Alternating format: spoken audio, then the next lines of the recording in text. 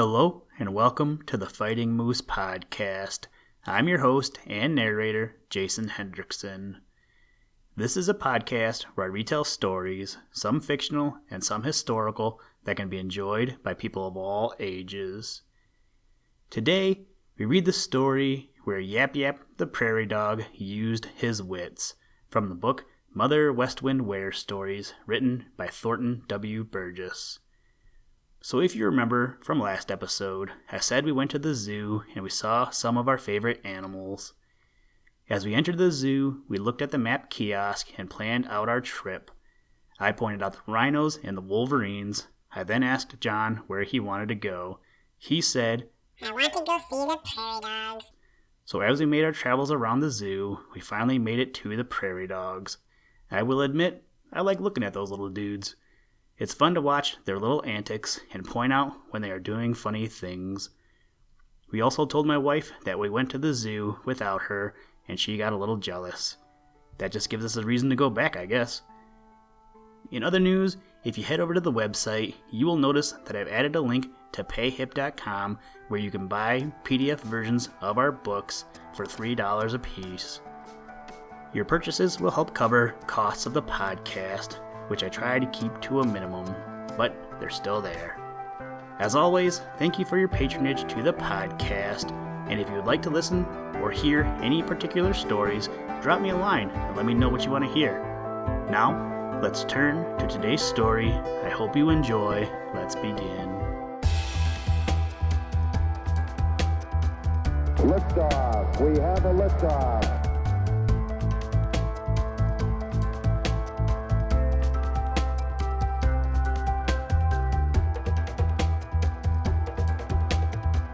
Choose to go to the moon in this decade and do the other things, not because they are easy, but because they are hard.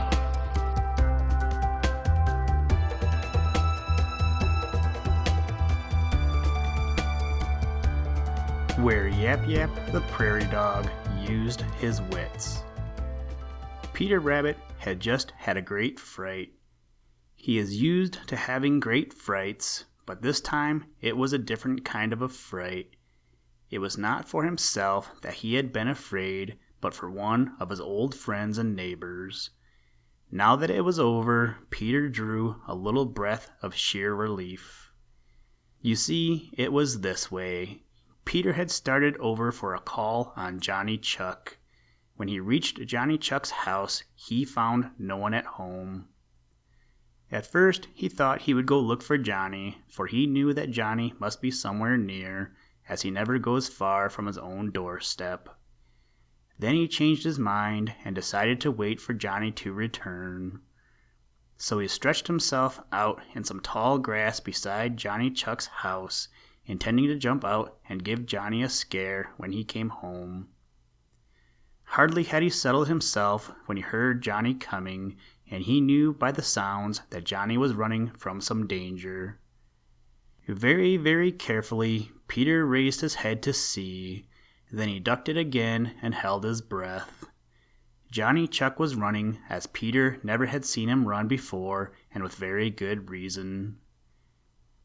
Just a few jumps behind Johnny's twinkling little black heels was Old Man Coyote. It looked to Peter as if Old Man Coyote certainly would catch Johnny Chuck this time. He was so frightened for Johnny that he quite forgot that he himself might be in danger. Head first through his doorway plunged Johnny, and Old Man Coyote's teeth snapped together on nothing. Old Man Coyote backed away a few steps and sat down with his head on one side as he studied Johnny Chuck's house in the ground.